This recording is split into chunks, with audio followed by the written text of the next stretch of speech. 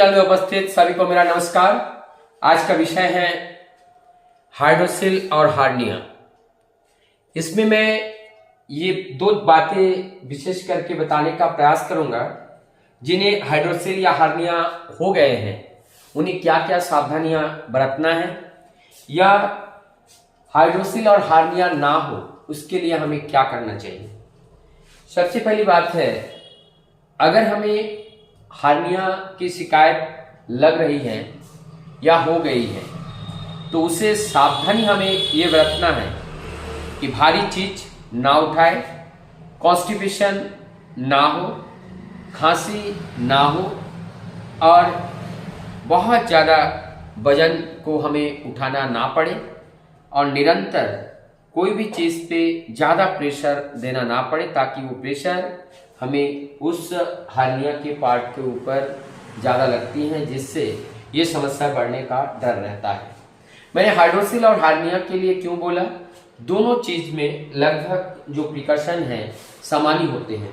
अधिकतर देखा जाता है कि जो लोग ज़्यादा भारी सामान उठाते हैं या भारी सामान उठाने का काम करते हैं उन लोगों में ये हाइड्रोसिल की संभावनाएं ज़्यादा देखने को मिलती हैं, और हार्निया भी उन लोगों में ज़्यादा देखने को मिलते हैं जो लोग इस टाइप के काम करते हैं।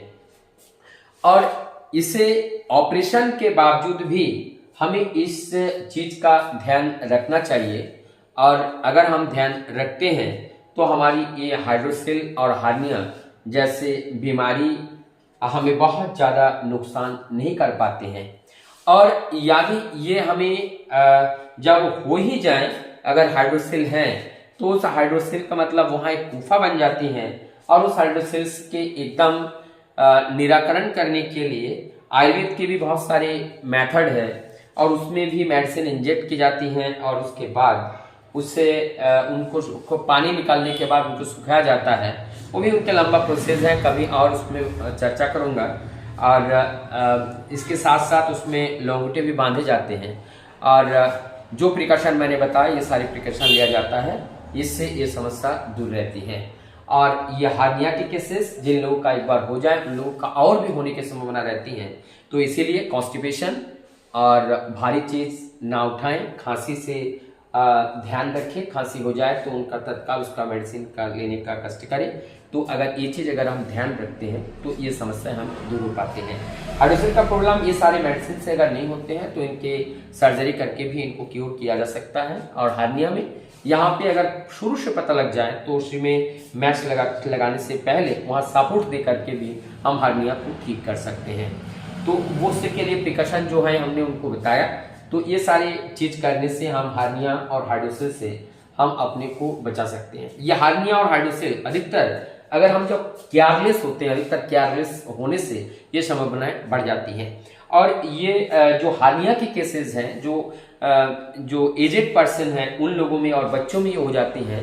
कारण ये है कि जो बच्चों में उस टाइम जो पेरिटोनियल कैविटी जो लेयर्स होते हैं, उनको ऊपर का जो लेयर होते हैं वो लेयर कमजोर होता है, और जब एजेड हो जाते हैं तब भी वो लेयर कमजोर हो जाती हैं, क्योंकि उनके बॉडी में प्रोटीन की मात्राएं कम हो जाती हैं, लेयर कमजोर हो जाती हैं, जिससे अंदर का आंतों का प्रेशर उनके ऊपर पड़ता है, और ओवर प्रेशर की वजह से कभी कभी कहीं से भी वो आंत जो है बाहर की ओर प्रेशर देते हैं। और ये अलग अलग जगह के अलग अलग नाम से ये जाना जाता है। इंगुइनल साइड में है तो इंगुइनल हार्निया, एब्डोमेन पे है तो एब्डोमिनल हार्निया, और अम्बिलिकस पे है तो अम्बिलिकल हार्निया। इसी प्रकार से ये अनेक तरह के हार्निया देखने को मिलते हैं। तो ये खास करके जो हार्निया और हाइड्रोसिल है, ये छोटी सी 2-3 बातें हम लोग को ध्यान रखने का बहुत जरूरी है। यदि हम ध्यान रखें तो इसमें हम अपने को बहुत स्वस्थ रह सकते हैं।